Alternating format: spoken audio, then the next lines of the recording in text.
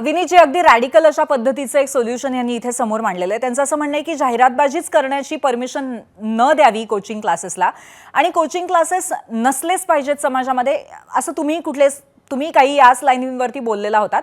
परंतु अशा परिस्थितीमध्ये आपल्याला कशा पद्धतीने यातून मार्ग काढता येऊ शकतो? तुम्हाला हे सगळं पटतंय का? नाही, आता पहिल्यांदा आपण मार्गाबद्दल बोलू. ऑलरेडी 2-3 दिवसापूर्वी आपले जे सेंट्रलचे एज्युकेशन मिनिस्टर आहे त्यांनी डिक्लेअर केलंय की ह्या परीक्षेचा पॅटर्न बदलला जातोय. जो आत्तापर्यंत पेन पेपर बेस्ड होता तो त्यांनी डिक्लेअर केलंय की तो आता सीबीटी होईल, कम्प्युटर बेस्ड टेस्ट होतील. त्याच्यानी बऱ्यापैकी आळा या सगळ्याला येईल. अजून एक पुढची रिक्वेस्ट अशी होती की 2 वेळेला टेस्ट कंडक्ट केली जावी. ही जी नीटची परीक्षा आहे ती 2 वेळेला व्हावी. एखाद्या विद्यार्थ्याला एखाद्या कारणाने एखाद्या वेळेला टेस्ट जर नीट नाही देता आली तर ती 2 वेळेला व्हावी.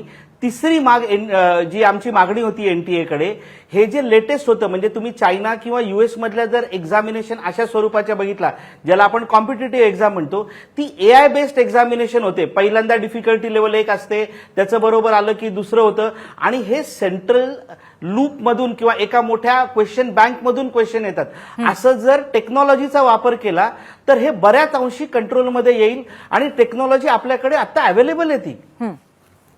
पण टेक्नॉलॉजी फुल प्रूफ असू शकते आणि त्याच्यावरती प्रश्नचिन्ह उपस्थित होणार नाही, त्याची तुम्हाला पूर्णपणे खात्री आहे का? टेक्नॉलॉजी अवेलेबल आहे, त्याच्यानी त्याचं एक्सटेंट नक्की कमी होईल. म्हणजे तुम्ही ऐकलंय का एवढ्यात की जेईचा पेपर फुटला, एमएचटी सीईटीचा पेपर फुटला? कारण प्रत्येक सेट म्हणजे प्रत्येक बॅचला तो पेपर वेगळा येतो. म्हणजे 9 ते 12च्या बॅचला वेगळा येतो, दुपारी 2 ते 5च्या बॅचला वेगळा येतो. त्याचा जरी फुटला तरी एक्सटेंट किती कमी आहे की 5,000 10,000 विद्यार्थ्यांना तो परत द्यावा लागेल. त्याच्यामध्ये खूप कमी लूपहोल असतो. कुठल्या तरी पद्धतीने भ्रष्टाचार होण्यासाठी लूपहोल खूप कमी होईल असं तुमचं याबद्दल म्हणणं आहे. नक्कीच मला वाटतं की विचारात घेण्यासारखी गोष्ट आहे, आणि कदाचित याचे परिणाम आपल्याला आगामी परीक्षांमध्ये नीटच्या सुद्धा पाहायला मिळतील.